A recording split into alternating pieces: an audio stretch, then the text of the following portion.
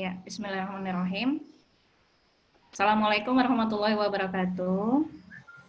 Waalaikumsalam warahmatullahi wabarakatuh. Ya, alhamdulillah hari ini kita bisa bertemu di pembelajaran dengan menggunakan Zoom ya. Ya, mungkin ini baru pertama ya. Sebelumnya Ibu sudah pernah memberikan materi-materi pelajaran ya.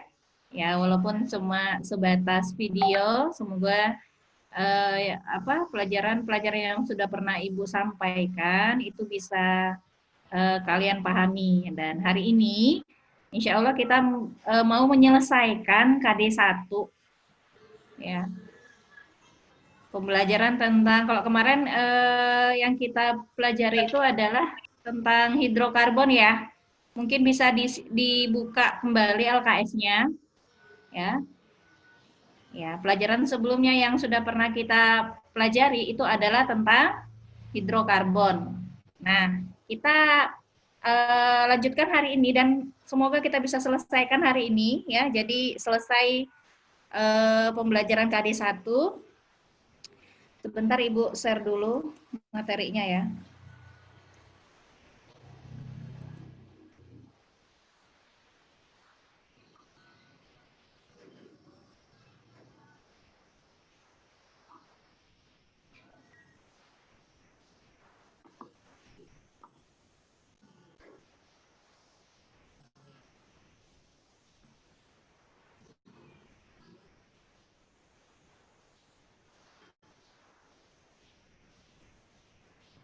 Ya. Nanti kalau misalkan Ibu ada bertanya ya, nanti interaktifnya bisa dengan mengetik di kolom chattingnya ya, di kolom komentarnya silahkan. Kalau misalkan Ibu bertanya gitu ya, bisa langsung kalian tulis di kolom chattingnya. Oke, coba sekarang Ibu tanya ya. Sudah kelihatan nggak di situ PowerPoint punyanya Ibu? Kelihatan, Bu. Apakah sudah terlihat? Sudah ya? Sudah, Bu. Oke. Kelihatan, Bu. Ada, Bu. Ya.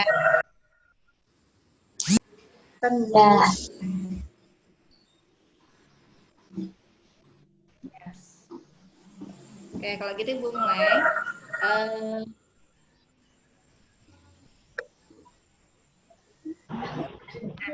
Kalau kemarin kita sudah belajar tentang klasifikasi hidrokarbon, ya.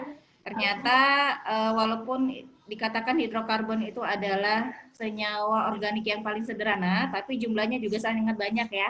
Ya, jenisnya juga macam-macam. Ya, ada yang alifatik, ada yang alisiklik, ya, ada yang aromatik, ada yang jenuh. Ya, kalau dilihat dari katanya ada yang jenuh dan ada yang tidak jenuh. Nah, sekarang kita lanjutkan. Kalau kita sudah pernah membahas bahwa hidrokarbon itu kan merupakan senyawa organik ya, senyawa yang berasal dari makhluk hidup. Nah, kalau misalkan kita bertanya, ya, sumber hidrokarbon itu dari mana? Atau di mana kita bisa mendapatkan senyawa-senyawa hidrokarbon? Ya, sama halnya kalau misalkan Ibu bertanya seperti ini. Nah, vitamin, tahu ya vitamin ya? Nah, vitamin itu kan merupakan salah satu contoh dari senyawa organik. Nah, kalau pertanyaannya vitamin sebagai senyawa organik itu bisa didapatkan dari mana? Coba ada yang mau menjawab? Silakan.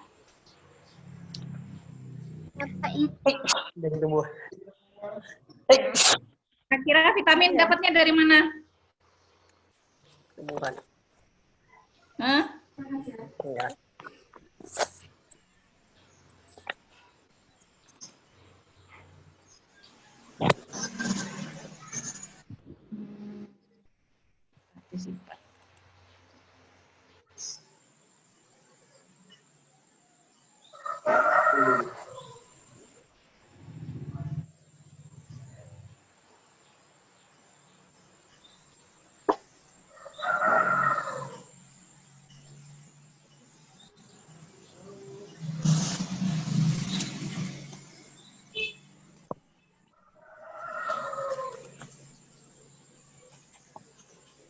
Nah, ya, kita lanjutkan.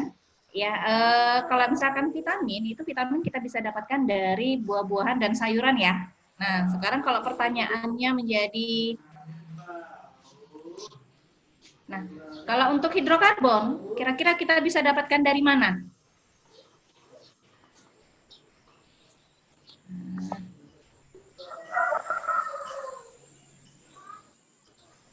Ada yang tahu hidrokarbon itu bisa didapatkan dari mana? Ayo coba dijawab. Bisa diaktifkan mic-nya.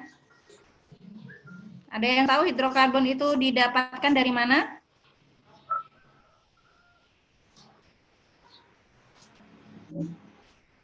Halo? Dengaran kan suaranya Ibu ini?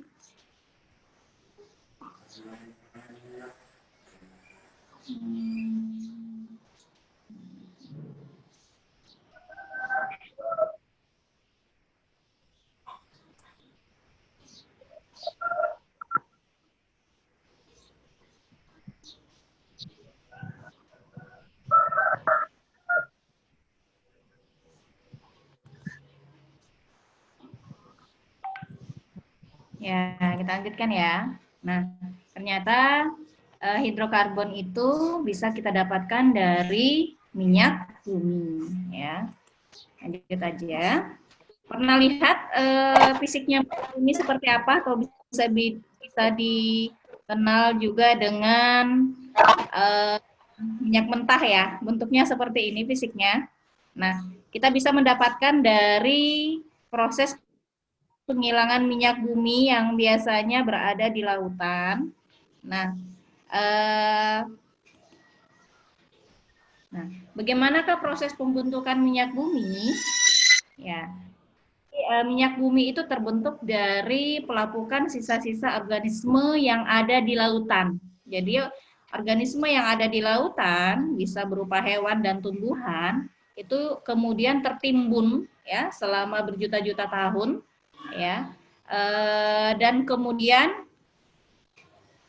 ya karena pengaruh dari tekanan dan suhu tinggi ya mengubah sisa-sisa organisme itu berubah menjadi minyak bumi gitu ya. Nah, jadi ini proses pembentukan minyak bumi ya. Nah, karena hidrokarbon itu terbentuk dari sisa-sisa organisme, atau bisa dibilang dari apa sih, Mak? makanya hidrokarbon itu termasuk senyawa organik. Kita lihat apa saja sih yang dalam senyawa organik ya. Dalam senyawa organik itu ternyata merupakan campuran kompleks ya yang sebagian besar itu terdiri dari senyawa hidrokarbon. Nah, jadi dalam minyak bumi ya itu mengandung campuran dari senyawa-senyawa hidrokarbon. Ya, komponen utamanya itu adalah alkana. Ya. Kita sudah pernah belajar tentang alkana ya. Nah, kita lanjut aja. Nah, kalau dalam Itu sudah ini ya.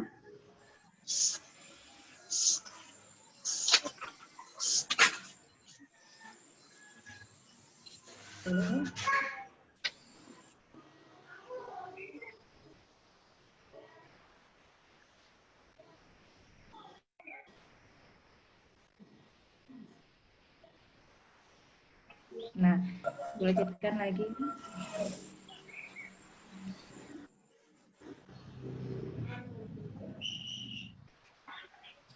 Oke, lanjutkan. Jadi dalam minyak bumi ini itu mengandung campuran kompleks ya senyawa-senyawa hidrokarbon.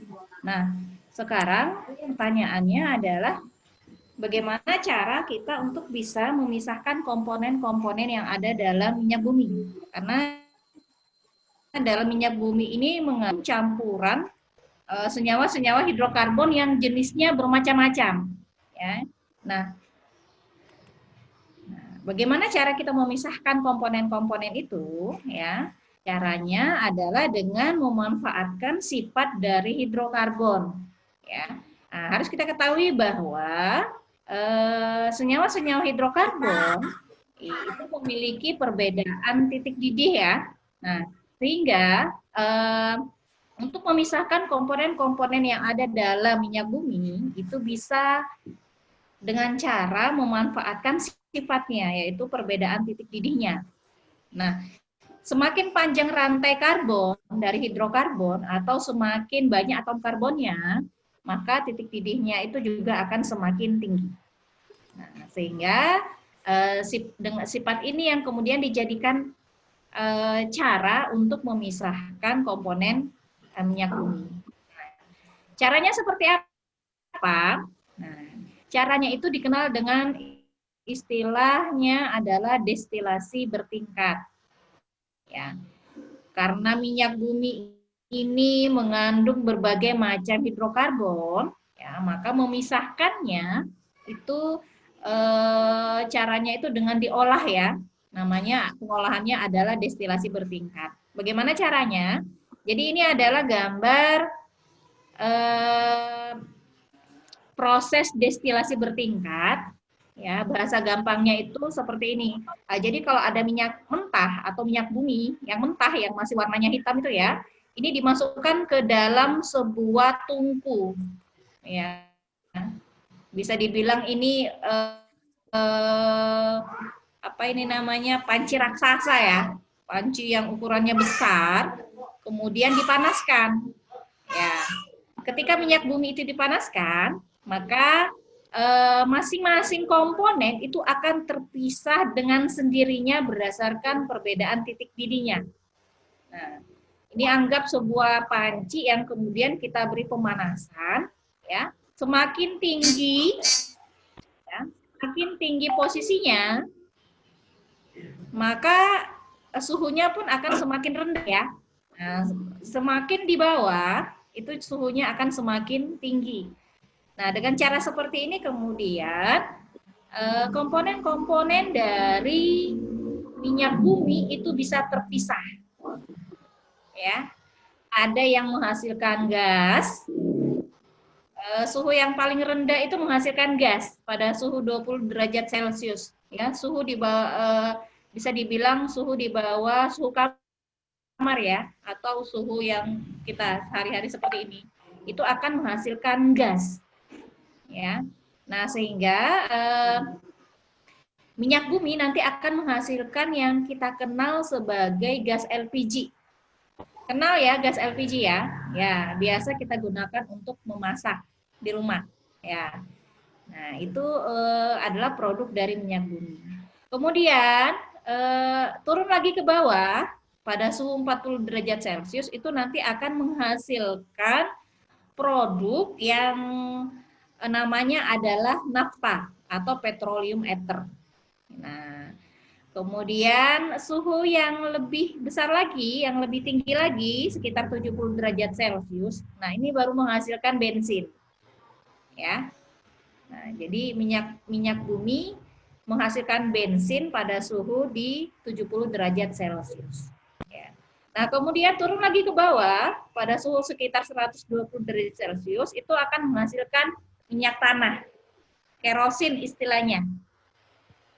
Atau istilahnya di masyarakat itu kalau kita mengenal dulu masaknya pakai kompor minyak gas ya. Nah, itu bahan bakarnya adalah kerosin. Minyak kalau masyarakat dulu bilang minyak gas atau minyak tanah. Ya, sekarang sih sudah jarang ditemukan ya karena sudah jarang digunakan. Nah, turun lagi di suhu yang lebih tinggi 200 derajat Celcius itu nanti akan menghasilkan minyak diesel. Ya. Kemudian yang lebih tinggi lagi menghasilkan oli, kemudian lebih tinggi lagi menghasilkan parafin dan residu itu bisa dibilang keraknya ya, sisanya itu menghasilkan aspal. Nah, jadi ini adalah produk-produk dari minyak bumi, ya, yang diproses melalui proses destilasi bertingkat. Nah, seperti itu. ya. Jadi yang kita gunakan seperti bensin untuk kendaraan bermotor kita itu adalah produk dari minyak bumi yang sudah diolah. Ya. Nah, kita lanjutkan. Nah, bagaimana pemanfaatan minyak bumi? Ya, banyak sekali ya. Nanti bisa juga dibaca di buku.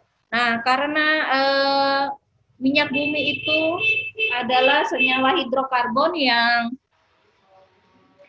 sifatnya itu mudah terbakar, maka minyak bumi juga dimanfaatkan sebagai bahan bakar. Ya, seperti yang sudah biasa kita gunakan sehari-hari, ada LPG, ada aftur, ada bensin, ada solar, dan ada kerosin. Ya. Selain itu, ternyata minyak bumi tidak hanya digunakan sebagai bahan bakar, tapi juga digunakan sebagai bahan industri kimia. Ya, bahan industri kimia untuk apa? Ya, untuk membuat produk-produk kimia, bahan kimia seperti membuat plastik, membuat serat, ya, membuat karet sintetik, membuat nilon, pestisida, obat-obatan dan kosmetik. Nah, ini semua berasal dari nafta, ya. Nafta tadi adalah salah satu produk dari pengolahan minyak bumi.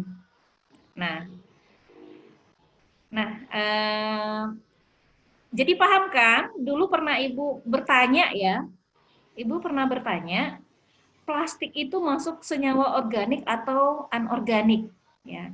Dari penjelasan yang sudah Ibu jelaskan tadi, Ibu rasa akan mendapatkan jawaban yang nggak keliru lagi ya, karena kemarin ternyata masih banyak yang menjawab plastik itu masuk ke senyawa anorganik.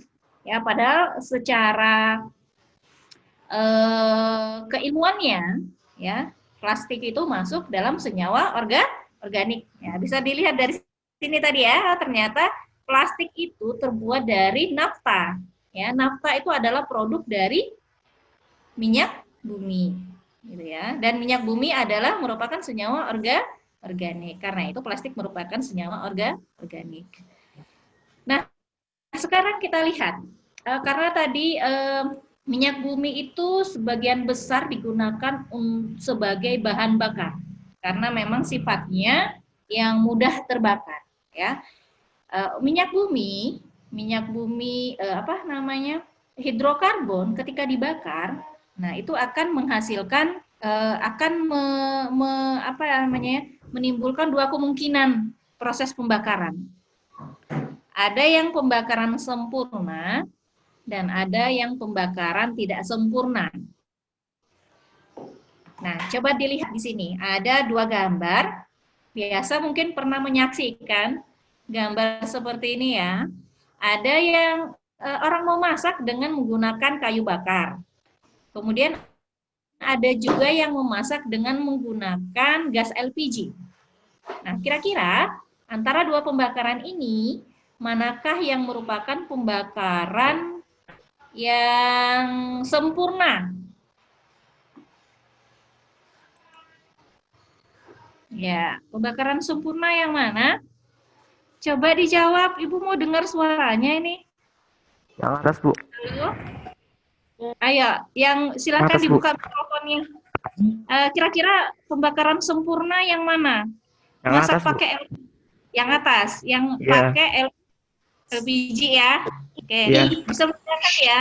Ada pembakaran sempurna dan ada yang pembakaran tidak sempurna. Kalau dari dari gambar sini terlihat jelas kok ya. Nah, pembakaran sempurna apa sih bedanya? Ya, kita lihat pancinya aja ya. Kalau misalkan kita masak pakai kayu bakar, pancinya kira-kira apa yang terjadi? Hitam, Bu. Ya, Kosong. ya. Kosong, Bu. Kosong. Itu bedanya itu. Ternyata pembakaran sempurna, pembakaran yang tidak sempurna dulu deh ya. Ini pembakaran tidak sempurna itu menghasilkan yang namanya partikel karbon. Ya, itu yang hasil pembakaran yang bisa kita amati ya. Jadi pembakaran yang tidak sempurna itu menghasilkan partikel karbon. Bisa dilihat dari pancinya ya. Sedangkan pembakaran yang sempurna itu tidak menghasilkan partikel karbon. Itu yang kasat mata yang bisa kita lihat. Nah, apa sih perbedaan dari pembakaran sempurna dengan tidak sempurna? Nah, kalau pembakaran sempurna, seperti kalau kita memasak dengan menggunakan LPG, nah gas yang dihasilkan itu hanya gas karbon dioksida dan uap air. Jadi kalau kita lagi bakar gas LPG ya, yang bisa dipastikan gas yang dihasilkan itu ada dua, karbon dioksida dan uap air. Ya. Nah, sementara kalau pembakaran itu tidak sempurna, selain dia menghasilkan gas karbon dioksida dan uap air, nah ini dia juga menghasilkan gas karbon monoksida dan partikel karbon. Ya, itu perbedaannya. Selanjutnya kita akan banyak berbicara tentang ini ya. Jadi tolong dibedakan antara pembakaran sempurna dengan pembakaran tidak sempurna. Contoh yang lainnya. Nah, contoh yang lainnya ini kalau misalkan pembakaran bensin di kendaraan bermotor atau di mobil ya. Nah, yang gambar di bawah ini contoh pembakaran tidak sempurna. Biasanya diakibatkan karena mesin dari mobil yang sudah tua ya, sehingga menghasilkan pembakaran bensin yang tidak sempurna. Nah, kita bisa lihat menghasilkan asap hitam ya. Sedangkan untuk mobil-mobil yang masih baru, mesinnya masih baru, performanya masih baik, ya itu lebih memungkinkan untuk terjadinya pembakaran yang sempurna. Ya, sudah bisa bedakan ya antara pembakaran sempurna dengan tidak sempurna. Kita lanjut. Nah, karena minyak bumi ini digunakan sebagai bahan bakar, ya, seiring dengan bertambahnya kegiatan alam dan bertambahnya kegiatan manusia yang menggunakan hidrokarbon sebagai bahan bakar, maka kemudian akan memberikan dampak terhadap lingkungan. Nah, kemudian yang akan kita bahas lebih lanjut, ya, ternyata aktivitas kita menggunakan hidrokarbon sebagai bahan bakar itu ternyata memberikan dampak, menghasilkan gas-gas yang kemudian nanti bisa memberikan dampak terhadap lingkungan. Ya.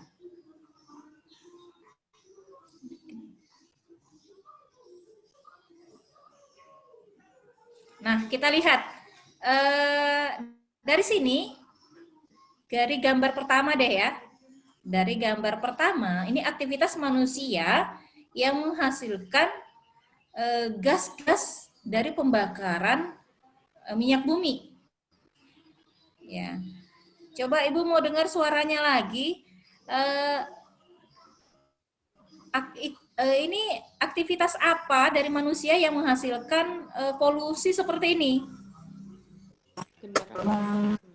Pabrik, Ya, pabrik. Habis itu Pabrik. kendaraan bermotor. Kendaraan bermotor, Bu. Kendaraan bermotor. Pabrik gitu. Ya, apalagi? Kalau ini apa? Itu Gunung meletusnya gunung berapi, Bu. Erupsi. Apa tuh? Kejadian alam ya. Kejadian alam. Ya. Meletusnya gunung berapi. Yang gambar ini Ya, Tsunami. pembakaran hutan. Pembakaran liar. ya, walaupun ada yang terjadi secara alami, ada juga yang disengaja oleh manusia. Kalau gambar ini Ya. kira-kira apa? Hah? Yang keempat. Yang naon? Apa itu? Apa ini kira-kira? itu apa? Itu kan mobil bukan sih itu? Mobilnya ada di sini. Macet. Ya. Polusi udara, Bu. Enggak kelihatan. Ini terjadinya kepadatan penduduk ya. Nah, ternyata Oh ya. terjadinya kepadatan penduduk itu juga menyumbang gas polutan ya. Kita sebagai manusia itu kan juga melakukan proses pembakaran Ya. Iya. Jadi pembakaran itu bukan hanya berasal dari minyak bumi, tapi ternyata kita manusia sebagai manusia itu juga mengadakan proses pembakaran. Sadar nggak kalau misalkan kita menghasilkan gas karbon dioksida ketika bernafas? Sadar, Bu. Nah, itu ya. Jadi itu juga sedikitnya menyumbang polutan terhadap lingkungan. Nah, sekarang kita lihat di sini Ibu ada berikan grafik ya.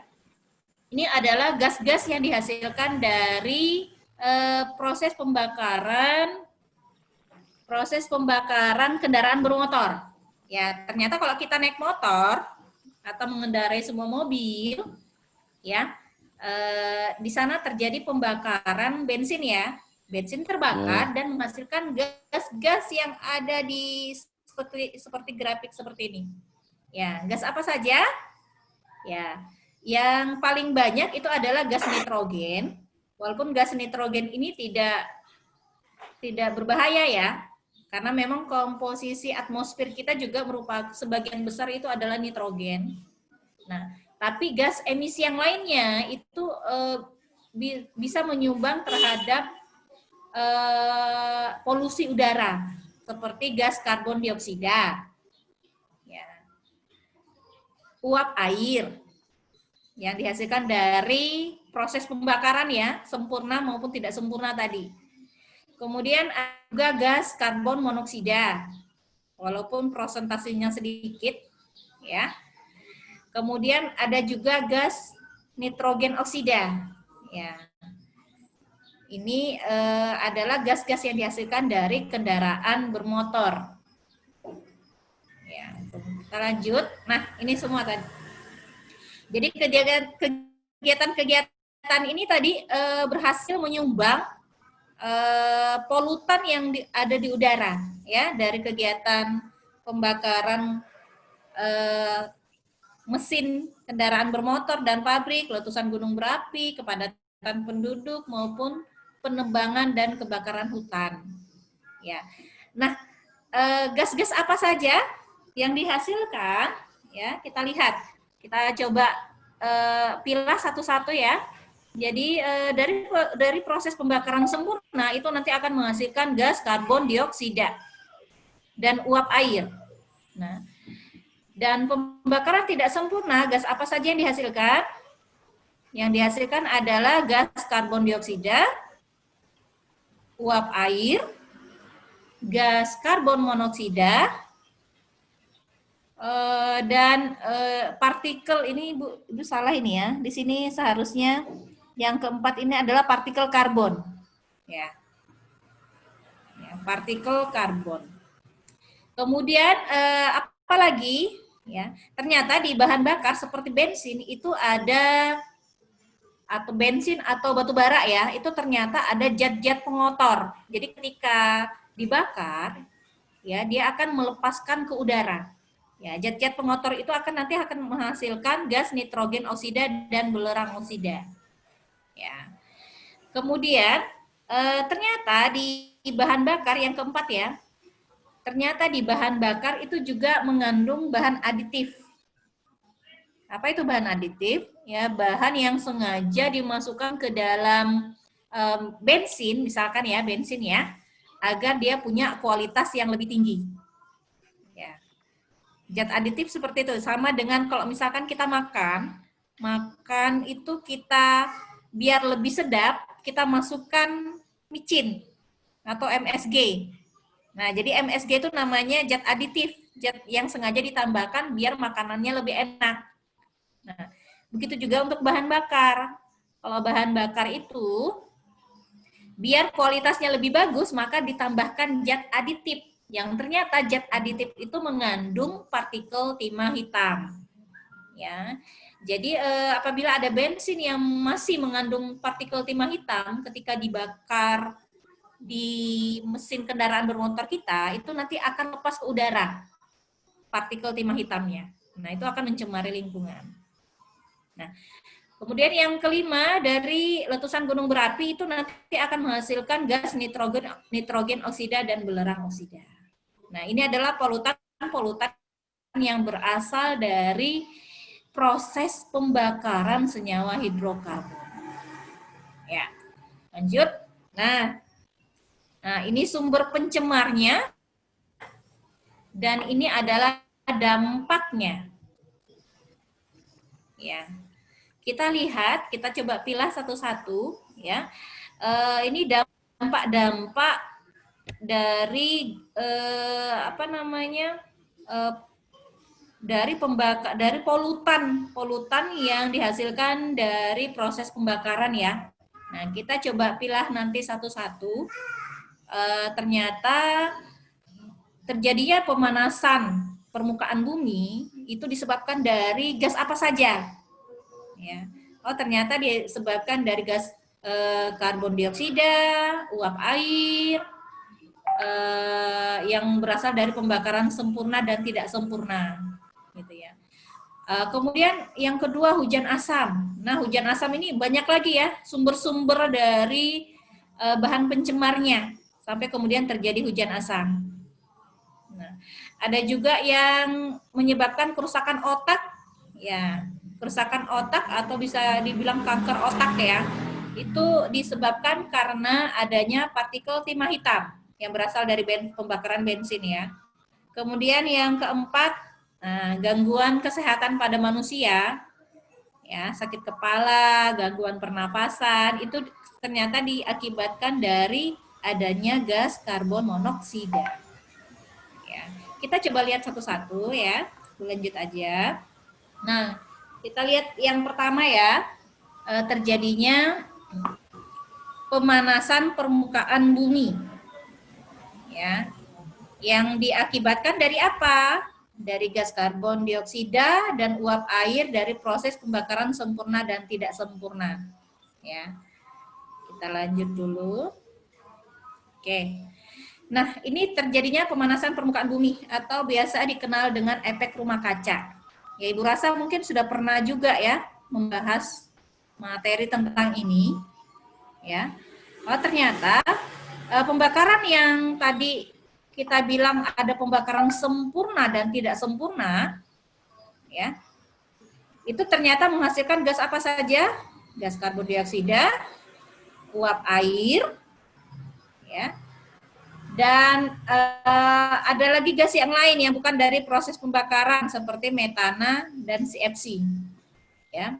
Nah, gas-gas ini, gas-gas yang bisa menghasilkan atau memberi dampak terhadap meningkatnya suhu permukaan bumi.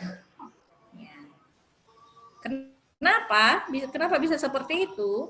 Jadi gas-gas ini, ya, gas-gas ini termasuk gas karbon dioksida ya. Jadi jangan kita anggap remeh gas karbon dioksida walaupun tidak beracun ya. Gas karbon dioksida itu gas yang kita hasilkan pada proses pernapasan kita ya. Nah, begitu juga gas yang dihasilkan dari proses pembakaran yang sempurna maupun tidak sempurna. Ya, bisa kita bayangkan banyak sekali gas sumber-sumber gas karbon dioksida yang dihasilkan.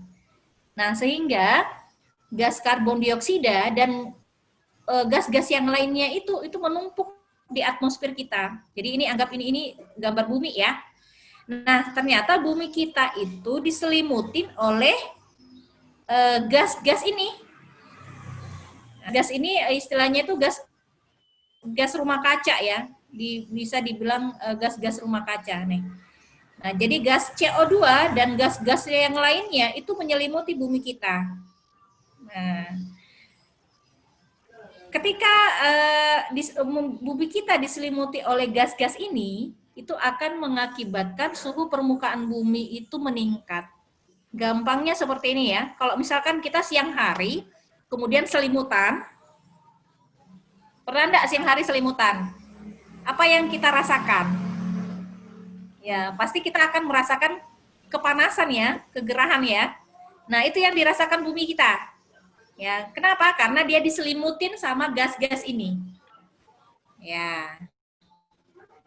Sehingga suhunya akan meningkat. Kita lihat lagi, lanjut aja dulu. Nah, ini yang Ibu bilang tadi, gas ini adalah bisa dibilang gas rumah kaca. ya, gas yang menyelimuti permukaan bumi. Nah, kenapa sih dibilang rumah kaca? Pemanasan permukaan bumi itu biasa juga disebut dengan efek rumah kaca. Ya, kenapa dibilang efek rumah kaca? Apakah karena rumah-rumahnya orang sudah banyak yang menggunakan kaca? Enggak seperti itu ya. Nah, jadi istilah rumah kaca, efek rumah kaca ini bisa digambarkan kalau misalkan pernah melihat ya, atau mungkin di TV. Kalau kita di tempat kita sih jarang ya, karena kita suhunya iklimnya tropis. Tapi di negara-negara yang punya suhu dingin, ya, ketika mereka ingin bercocok tanam, maka mereka akan membangun yang namanya rumah kaca.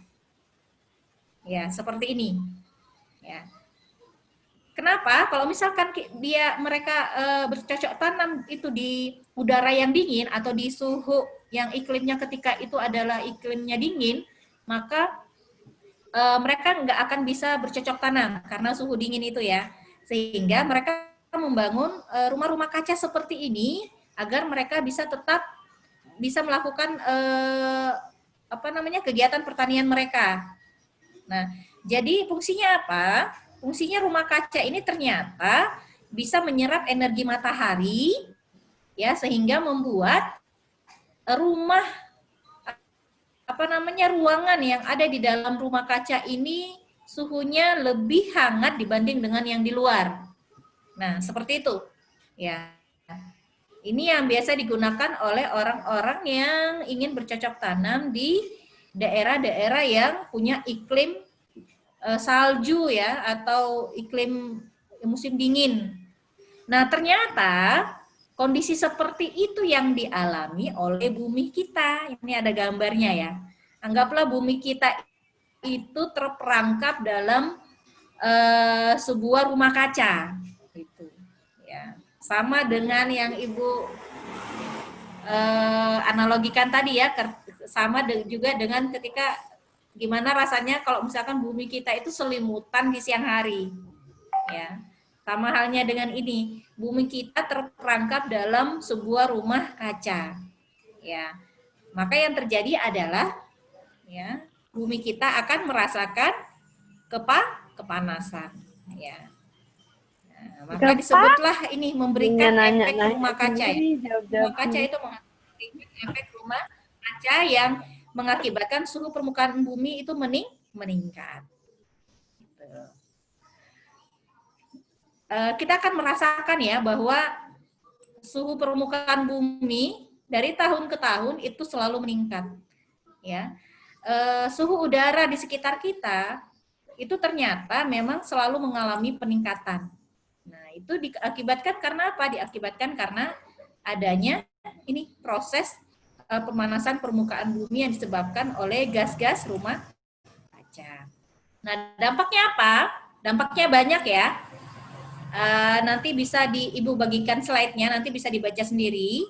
Ya, dampaknya pemanasan permukaan bumi itu terjadinya perubahan iklim, kemudian mencairnya es yang ada di kutub, ya, sehingga permukaan air laut itu dari tahun ke tahun itu akan semakin tinggi. Nah, jadi daerah-daerah pantai, ya, itu akan atau daerah-daerah yang di pinggir pantai itu kemungkinan semakin tahun itu akan semakin tenggelam ya. Ya, nanti jumlah daratan akan semakin berkurang. Nah, apa dampak yang lainnya? Dampak yang lainnya adalah bisa akan terdampak juga dari bidang pertanian, nanti bisa dibaca sendiri. Kemudian ada terdampak juga terhadap kepunahan hewan dan terdampak juga terhadap timbulnya penyakit pada manusia. Ya. Udah ya, sekarang Ibu lanjutkan untuk hujan asam. Nah, ternyata hujan asam, ini yang kedua ya. Dampak yang kedua itu menghasilkan hujan asam. Nah, hujan asam itu ternyata lebih banyak lagi ya. Polutan-polutan yang menyumbang terhadap terjadinya hujan asam. Ya, ada gas karbon dioksida, karbon monoksida dari pembakaran sempurna dan tidak sempurna. Ada juga nitrogen oksida dan belerang oksida yang berasal dari pengotor dalam bahan bakar. Ada juga yang berasal dari letusan gunung berapi, gitu ya. Nah, ada juga yang berasal dari industri pertanian yang menggunakan pupuk, ya, yang mana limbah dari proses pertanian atau penggunaan pupuk itu nanti akan menghasilkan gas nitrogen oksida. Ya, lanjut aja. Nah, ini gas-gas secara umum, gas-gas yang menyebabkan terjadinya hujan asam. Hujan asam itu apa sih? Jadi ketika hujan, itu ternyata air hujannya itu bersifat asam, ya. Nah, jadi hujan asam itu diartikan hujan yang kalau diukur pH-nya itu di bawah dari 5,6. Ya. Hujan asam seperti ini sangat kemungkinan terjadi di daerah-daerah perkotaan atau daerah-daerah industri. Ya, karena daerah-daerah seperti itu yang memungkinkan terdapat banyak gas-gas seperti ini ya, gas CO2 dan O2 dari proses pembakaran sempurna dan tidak sempurna, ya.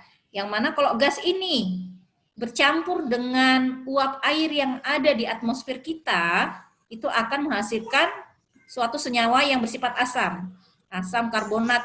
Ini ya, ini asam karbonat. Nah, begitu juga polutan H2S dan SO2 ya, yang berasal dari ini gas ini bisa berasal dari zat pengotor yang ada dalam bahan bakar atau proses ini tadi ya, letusan gunung berapi. Nah, ketika bercampur dengan uap air yang ada di atmosfer kita, itu akan menghasilkan zat yang bersifat asam, H2SO4 atau dikenal dengan istilah asam sulfat. Ya. Nah, begitu juga dengan nitrogen oksida. Nitrogen oksida ini yang tadi dihasilkan dari pembakaran bahan bakar kendaraan bermotor juga ya. Nah, ketika nitrogen oksida ini bercampur dengan uap air yang ada di atmosfer, itu akan menghasilkan asam nitrat. Ya, ya Allah ya. Jadi air hujan itu akan bercampur dengan zat-zat ini, asam karbonat, asam sulfat, dan asam nitrat. Nah, bagaimana itu bisa terjadi? Jadi ceritanya seperti ini. Gas-gas ini tadi ya, gas-gas ini tadi kan lepas di udara ya.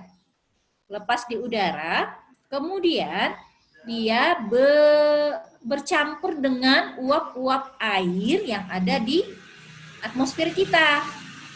Ya. Sehingga gas-gas ini kemudian larut menjadi asam sulfat, asam nitrat, dan asam klorida. Nah, jadi ketika air uap air yang mengumpul di awan, membentuk awan, nah awan itu sudah mengandung zat-zat yang bersifat asam. Sehingga ketika turun hujan, maka turunlah hujan yang sifatnya asam.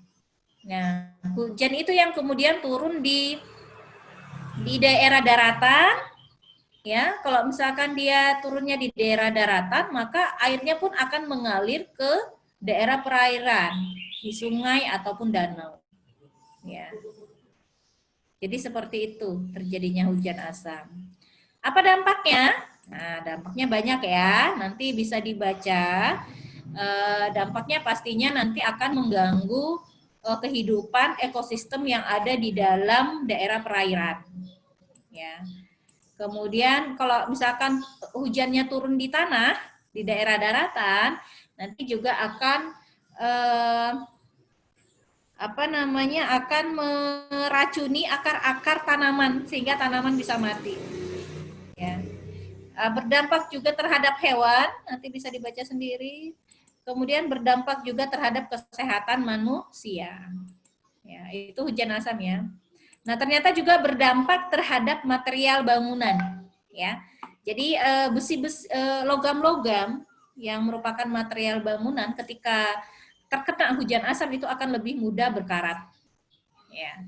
Begitu juga dengan dinding-dinding atau cat bangunan, ya, kalau terkena hujan asam itu juga akan lebih mudah rusak. Nah, seperti itu hujan asam. Untuk ternyata juga terdampak pada pertanian. Ya. Sekarang Ibu lanjut aja, ini untuk yang ketiga ya, kalau nggak salah ya. Yang ketiga ini adalah gas karbon monoksida.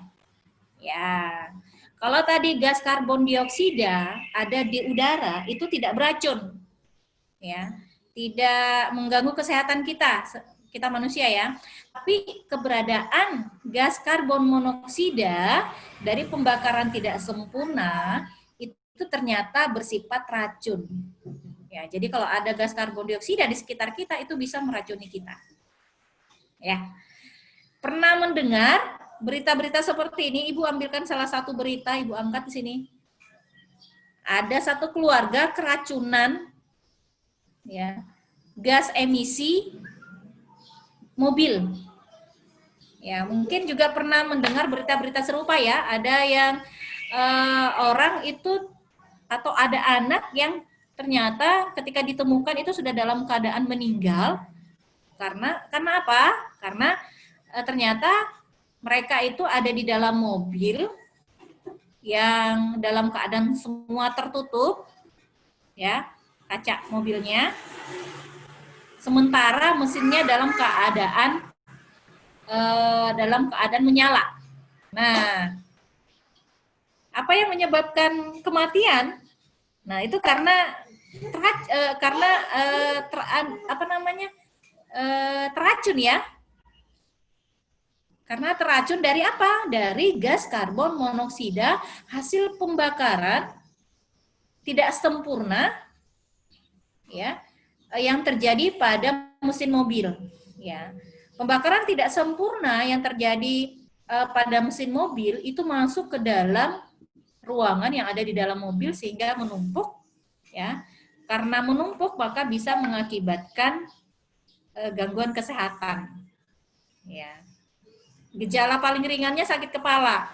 Gejala paling beratnya adalah bisa mengakibatkan kematian.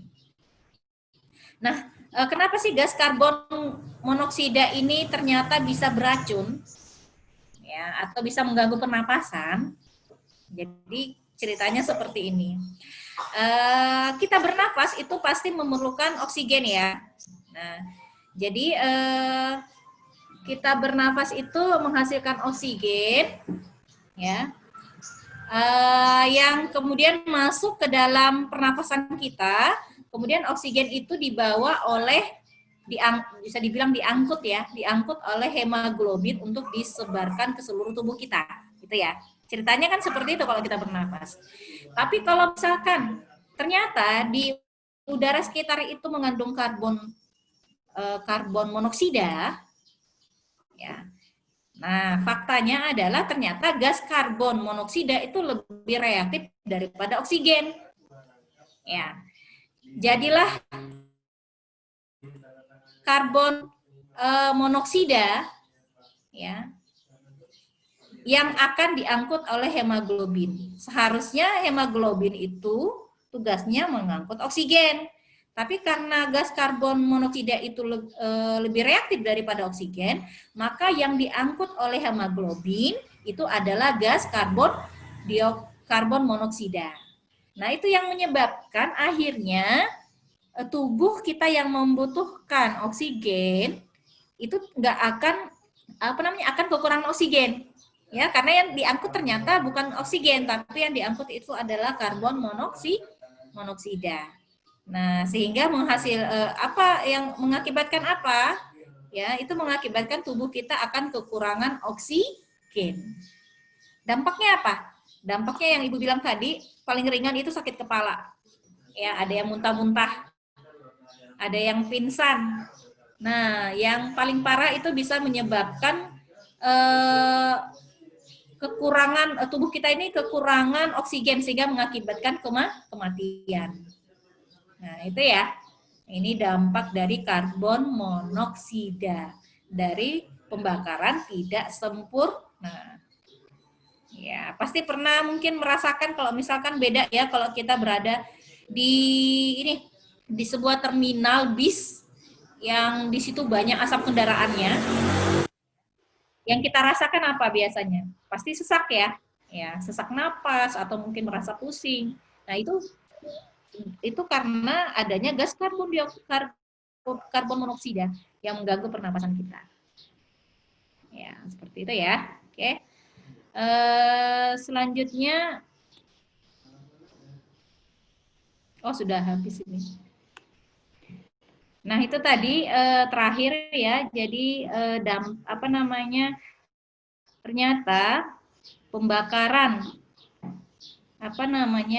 hidrokarbon yang ada di dalam minyak bumi gitu, ketika dibakar ya akan menghasilkan bakaran yang sempurna dan tidak sempurna, dan ternyata aktivitas dari pembakaran sempurna dan tidak sempurna itu akan menghasilkan gas-gas yang bisa mencemari lingkungan kita dan bisa memberi dampak terhadap lingkungan kita maupun kehidupan kita gitu ya, kesehatan kita.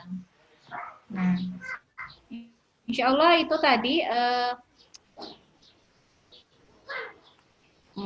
pembahasan tentang dampak dari gas-gas emisi dari pembakaran sempurna maupun tidak sempurna yang berasal dari minyak bumi ya. Nah, sampai di sini silahkan kalau ada yang mau ditanyakan. 99 orang. Ibu belum bisa lihat ini. Assalamualaikum Bu, boleh mau bertanya Ya. Bu? Silakan. Halo, Bu. Siapa namanya? Muhammad Fikri Saptianur Bu, dari 11 IPA 2. Oke. Jadi kata Ibu kan ada tuh yang meninggal karena di mobil dalam keadaan tertutup dan mesinnya menyala Bu. Iya. Terus apabila kita melakukan perjalanan nih Bu, perjalanan kan mesin hidup. Dengan mobil, dilakukan perjalanan dengan mobil, apakah mungkin kita itu terkena racun atau keracunan gitu Bu? Misalkan Oke. semua itu tertutup, baru itu kita melakukan perjalanan dengan mobil Bu. Itu ada efek keracunan nggak Bu? Atau kemungkinan keracunan? Terima kasih Nah, Bu. gini, iya. Kalau misalkan kita mendengar berita-berita seperti itu, coba yang membedakan itu adalah biasanya kasusnya terjadi pada keadaan mobil dalam keadaan mesinnya menyala dan diam di tempat, tidak jalan ya. Biasanya sih orang yang melakukan perjalanan yang mungkin kelelahan, akhirnya mereka memutuskan untuk beristirahat. Ya, beristirahat, akhirnya ketiduran. Sampai besok paginya ternyata mereka sudah nggak sadar, tubuh mereka sudah dalam keadaan kekurangan oksigen. Ya, kenapa itu terjadi? Karena dalam keadaan mobil itu terparkir dan dalam keadaan terjadi kebocoran ya, bisa dibilang itu terjadi kebocoran. Kenapa Ibu bilang kebocoran? Karena gas CO itu tadi bisa masuk ke dalam ruangan mobil. Nah, karena mobil itu dalam keadaan diam, maka terjadilah penumpukan gas karbon monoksida itu. Ya, kalau misalkan gas karbon monoksida itu nggak menumpuk, mungkin juga nggak terlalu berbahaya. Tapi yang berbahaya ketika terjadi penumpukan gas karbon monoksida. Ya, dalam keadaan diam, itu akan memungkinkan terjadinya penumpukan gas karbon monoksida.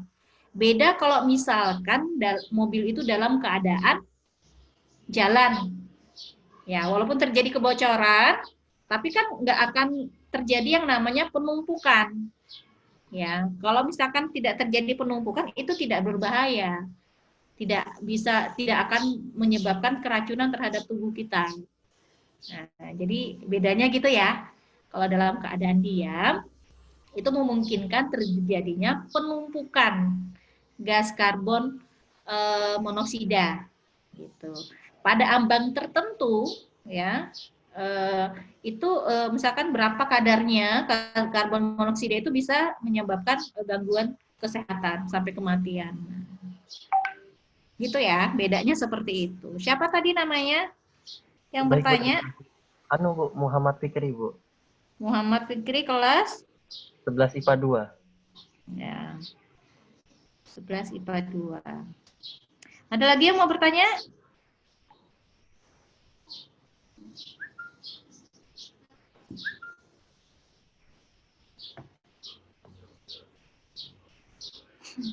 Ini katanya Zoom-nya penuh ya, 100 orang ya. Jadi yang terlambat nggak bisa masuk, terpaksa nanti Ibu bisa nonton videonya aja ya.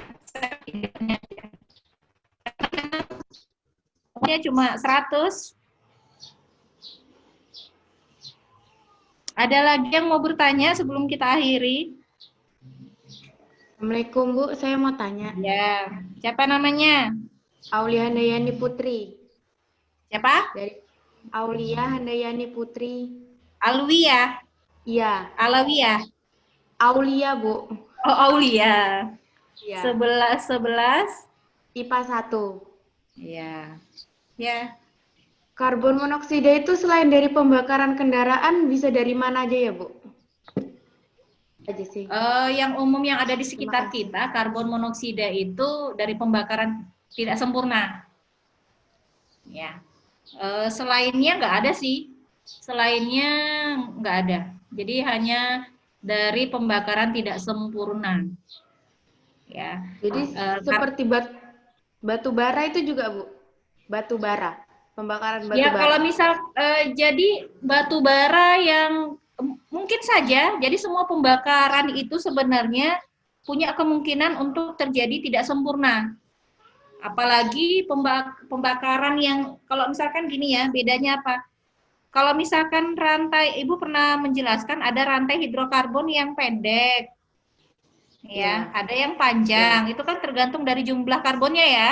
Kalau jumlah karbonnya itu sedikit aja, maka akan menghasilkan rantai yang pendek. Nah, kalau yang jumlah karbonnya banyak, dia akan menghasilkan rantai yang panjang. Nah, itu mempengaruhi juga. Jadi, pembakaran tidak sempurna itu bisa terjadi pada karbon-karbon yang relatif lebih panjang. Ya, makanya kalau kita masaknya pakai LPG itu karbonnya relatif lebih pendek ya, paling jumlahnya 1, 2, 3, 4 kalau yang ada di dalam gas LPG. Nah, itu memungkinkan dia pembakarannya sempurna. Tapi untuk hidrokarbon yang lebih panjang, apalagi batu bara, kalau batu bara itu panjang banget gitu, karbonnya bisa sampai puluhan, ya, bahkan sampai ratusan. Nah, itu memungkinkan sekali untuk terjadinya pembakaran tidak sempurna. Terima kasih Bu. Iya. Jadi kalau misalkan kita manaskan motor, itu juga memungkinkan terjadinya pembakaran tidak sempurna ya. Ya, makanya kalau misalkan jangan sampai manaskan motor itu dalam sebuah ruang tertutup, itu bahaya. Karena kemungkinan akan terjadinya penumpukan gas karbon monoksida. Jadi kalau manaskan motor harus di daerah ruang terbuka. Ada lagi yang mau bertanya? Assalamualaikum Bu. Ya, siapa namanya? Nama saya Alia Amalia Lukman Bu, dari kelas 11 IPA 2. Aulia, IPA 2. Alia Bu. Aulia kan? Alia Bu. Oh, Alia. Nanti deh ditulis ulang ya, kalau Ibu salah. Ya silakan. Jadi seperti ini Bu, saya pernah mendengar istilah karbon aktif. Nah, karbon aktif itu apa ya Bu? Oh ya. Terima kasih Bu. Oke. Beda hidrokarbon sama karbon ya. Ya, kita sudah pelajari kalau hidrokarbon itu berarti senyawa yang terdiri dari karbon sama hidrokarbon. Nah, kalau karbon aktif itu karbon saja. Pernah melihat arang? Arang? Tahu arang ya? Ya, itu kalau arang yang biasa untuk bakar-bakar sate atau bakar jagung. Ya. Itu Ya. bukan hidrokarbon. Bukan hidrokarbon ya. Oke, itu adalah karbon. Jadi komposisi dari Karbon. arang itu tersusun dari hanya atom-atom karbon. Nah, jadi arang itu arang aktif ya. Arang aktif atau bisa dibilang karbon aktif ya. Jadi kalau masih berupa arang itu belum aktif. Ya. Bagaimana cara mengaktifkannya? Ya. Jadi ada yang namanya karbon itu kemudian kita aktifkan. Biasanya ada kayu atau mungkin tempurung kelapa kita mau jadikan karbon aktif. Caranya kita bakar. Kalau misalkan kita bakar dengan pembakaran seperti biasa saja, ya, pembakaran seperti biasa saja dia akan menghasilkan arang. Nah, tapi bagaimana kita bisa menghasilkan arang aktif atau karbon aktif? Caranya perlakuannya harus berbeda. Tidak hanya sekedar kita bakar, tapi kita bakar dengan suhu tinggi dengan minim oksigen. Nah, itu baru menghasilkan yang namanya arang aktif. Ya, arang aktif. Tujuannya untuk apa sih? Biasanya arang aktif, biasanya sih arang aktif itu kenapa dibikin harus dibakar dalam suhu yang tinggi dengan minim oksigen itu agar rongga-rongga kalau dalam sebuah molekul ya, rongga-rongga karbonnya itu akan terbuka lebar. Ya, dia akan kalau bisa dibilang dia akan menghasilkan pori-pori. Arang itu akan menghasilkan pori-pori, walaupun pori-porinya kita tidak bisa lihat juga, saking kecilnya. Nah, biasanya dimanfaatkan untuk menyerap gas-gas beracun atau menyerap zat-zat beracun yang ada dalam sebuah larutan atau daerah perairan. Jadi gitu, ya.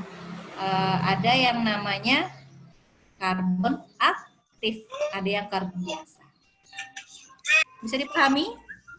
Bisa dibedakan? Ya, karbon biasa sama karbon aktif ya. Bukan hidrokarbon ya, kalau karbon itu. Ya.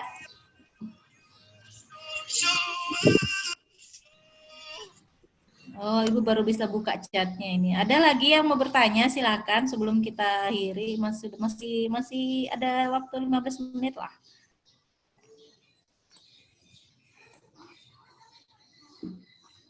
Ibu stop dulu startnya ya.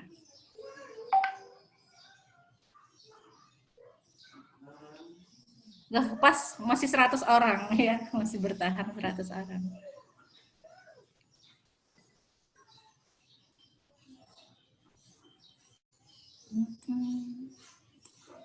Silakan kalau ada yang mau bertanya.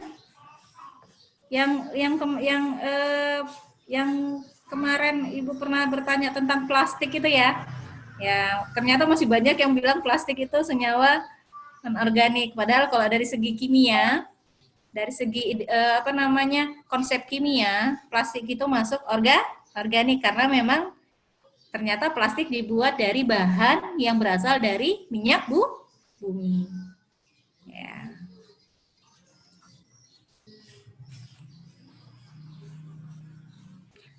Sampai di sini insya Allah materi kita tentang hidrokarbon dan minyak bumi itu selesai ya. Kalau kalian lihat di LKS itu mungkin masih ada beberapa yang Ibu lewatin ya, karena memang pembelajaran kita secara jarak jauh seperti ini tidak memungkinkan untuk kita bahas semua. Jadi memang ada yang namanya materi-materi esensial. Ya, jadi materi-materi esensial yaitu yang Ibu sampaikan. Ada beberapa yang Ibu tinggal, tapi semoga kalau misalkan nanti kita suatu saat kondisi kita sudah lebih baik, kita bisa tatap muka, itu mudah-mudahan kita punya waktu untuk bisa membahas semuanya. Gitu ya. Nah, jadi karena Ibu bilang ini materi untuk pertemuan terakhir di KD1, bisa dibilang KD1. KD1 itu berarti hidrokarbon dan minyak bumi, ya. Berarti nanti tunggu informasi saja. Berarti pekan depan bisa ulangan ya. Setelah ulangan nanti kita masuk ke KD berikutnya.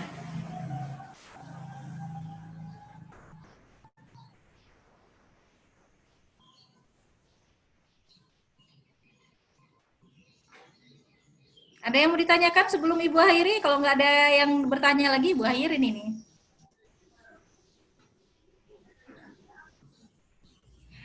Tadi pemaparan Ibu suaranya jelas atau gimana?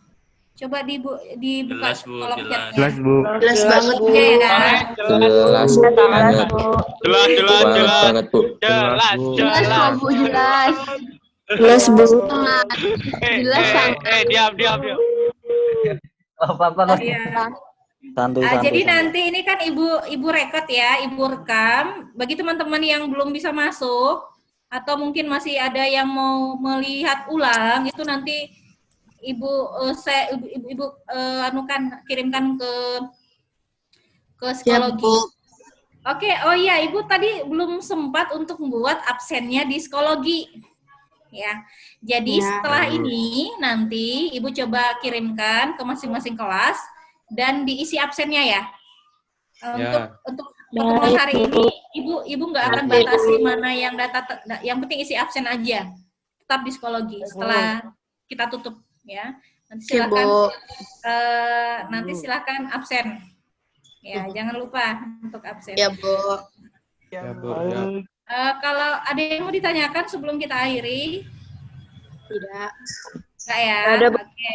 Kalau sudah enggak, pelajari lagi materi-materi dari awal sampai hari ini. Nanti insya Allah minggu depan kita ulangan. Ya. Ya. Kalau sudah tidak ada, Ibu akhiri ya. Semoga semua sehat, ya, masih tetap bisa belajar dengan baik, ya, jaga kesehatan, jangan sering-sering keluar rumah. Kalau nggak ada urusan penting ya tetap di rumah aja. Ya, Ibu akhiri. Wassalamualaikum warahmatullahi wabarakatuh. Waalaikumsalam warahmatullahi wabarakatuh. Waalaikumsalam.